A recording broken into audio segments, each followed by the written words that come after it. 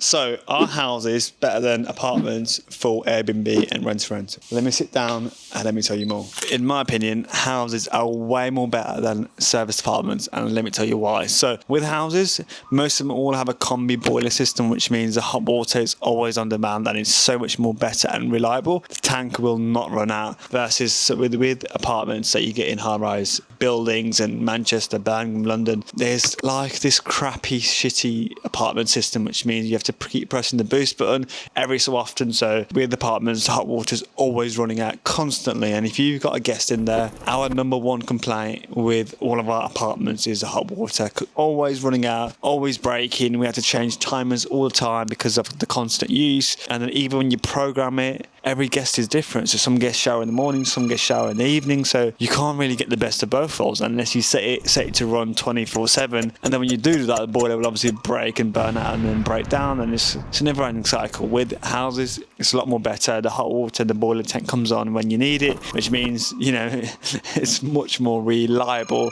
And when it comes to repair costs and bills, the combi boilers are better. So houses are way more better. Even to repair a combi boiler, it's so much easier because most of the time, all you need to do is increase the pressure rather than changing the entire unit when it comes to a house when it comes to a flat or a service apartment. Also, you don't get the issue of leases and like building managers and like concierges when it comes to houses, unlike service apartments themselves. There's always a risk. So if you take on a flat in a building where the lease doesn't allow short lets or Airbnb, there's always a risk that you may lose the property in the end, versus when you have a freehold house, there's obviously it's a freehold, so there's no one managing the lease, you don't get that issue. So it's a lot more safer and more secure to just get a house instead. That's basically my answer concluded to what I think houses are a lot more better than flats. Now, of course, if you do have a flat or an apartment, it's not an issue. You just know there's going to be problems where the boiler's always breaking down, concierges, and also one more thing I forgot to mention, the lifts. The lifts are annoying. If you're in a building where you're on the top floor, which is amazing, and the lift goes down and you've got a guest who needs to get all the way to the bottom and all the way to the top, trust me, it's an absolute nightmare.